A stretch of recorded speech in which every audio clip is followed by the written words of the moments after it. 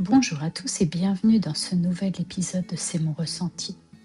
Aujourd'hui, j'aimerais aborder un sujet qui touche de nombreuses mamans, mais dont on parle parfois trop peu. Un sujet discret, presque invisible, mais qui peut pourtant peser lourd dans le quotidien. Les comparaisons entre mamans. À l'ère des réseaux sociaux, des groupes de discussion et des conseils qui arrivent de toutes parts, il est devenu très facile de regarder ce que font les autres et de se demander: est-ce que je fais assez?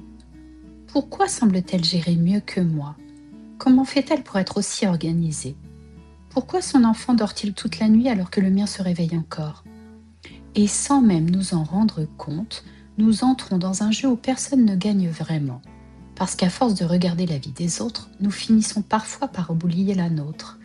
Alors aujourd'hui, prenons quelques minutes pour parler de ce piège silencieux et de la manière dont nous pouvons nous en libérer.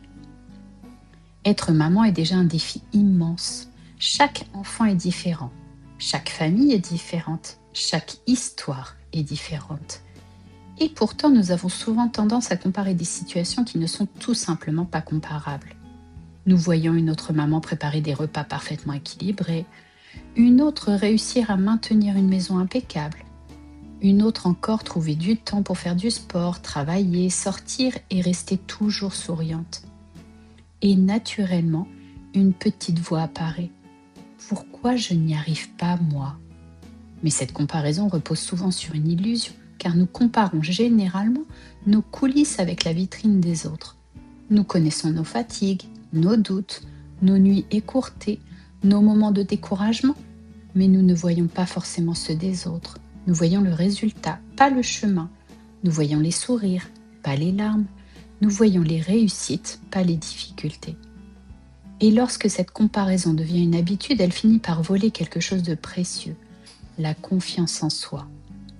Petit à petit, nous avons l'impression de ne jamais être assez à la hauteur, de ne jamais être assez patiente, assez organisée, assez présente, assez performante.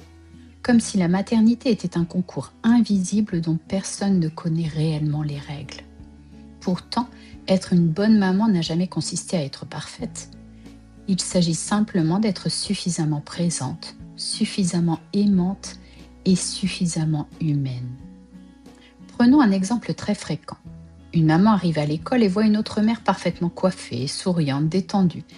Immédiatement, elle se compare. Elle pense à ses cheveux attachés à la va-vite, à son manque de sommeil et au désordre laissé à la maison. Mais ce qu'elle ignore peut-être, c'est que cette autre maman traverse elle aussi des difficultés qu'elle ne montre pas. De l'extérieur, nous ne voyons qu'une infime partie de la réalité. Un autre exemple, sur les réseaux sociaux, une publication montre une activité créative réalisée avec des enfants. Tout semble parfait. Les enfants sourient, la décoration est magnifique, le résultat est impeccable. Et soudain, une maman peut se sentir coupable de ne pas en faire autant. Pourtant, quelques secondes de publication ne racontent pas les heures de préparation, les moments compliqués ou simplement le fait que cette activité ne corresponde peut-être pas à la réalité quotidienne de cette famille. La comparaison nous fait souvent oublier une vérité essentielle. Ce qui convient à une famille ne convient pas forcément à une autre, et c'est parfaitement normal. Alors, comment sortir de ce piège? Premier conseil, revenez à votre propre réalité. Chaque fois que vous vous comparez, demandez-vous: est-ce que je connais réellement toute l'histoire de cette personne? La réponse est presque toujours non. Deuxième conseil, observez vos progrès plutôt que ceux des autres. Vous n'avez pas besoin d'être meilleure qu'une autre maman. Vous avez simplement besoin d'être un peu plus sereine, un peu plus confiante ou un peu plus alignée qu'hier. Troisième conseil, limitez les sources de comparaison. Si certains contenus ou certaines conversations vous font systématiquement culpabiliser, prenez de la distance. Protéger sa santé mentale n'est pas un acte d'égoïsme, c'est un acte de bienveillance envers soi-même. Quatrième conseil, célébrez ce que vous faites déjà.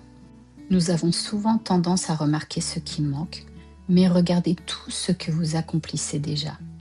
Les câlins, les repas, les encouragements, les rendez-vous, les histoires racontées, les inquiétudes portées. Tout cet amour du quotidien mérite aussi d'être reconnu.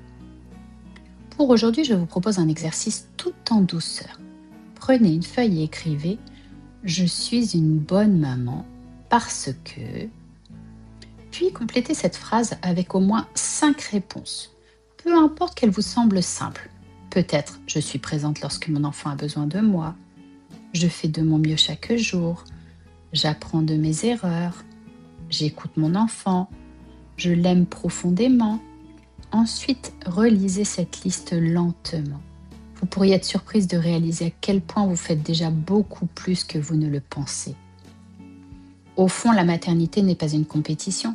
Il n'y a ni classement, ni médaille, ni ligne d'arrivée. Il y a simplement des femmes qui avancent du mieux qu'elles peuvent avec ce qu'elles vivent, ce qu'elles ressentent et les ressources dont elles disposent. Alors la prochaine fois que vous serez tenté de vous comparer, souvenez-vous de ceci. Vous n'avez pas besoin d'être la maman de quelqu'un d'autre. Votre enfant n'a pas besoin d'une maman parfaite. Il a besoin de vous, avec vos qualités, vos imperfections, vos forces et vos fragilités. Parce que ce qui nourrit le plus un enfant n'est pas la perfection, c'est l'amour qu'il reçoit au quotidien. Merci d'avoir partagé ce moment avec moi. Si cet épisode vous a parlé, n'hésitez pas à le partager à une maman qui aurait besoin de l'entendre aujourd'hui. Et surtout, prenez soin de vous avec autant de douceur que celle que vous offrez aux autres. À très bientôt pour un nouvel épisode. D'ici là, pas à pas, laissez-vous inspirer par le changement.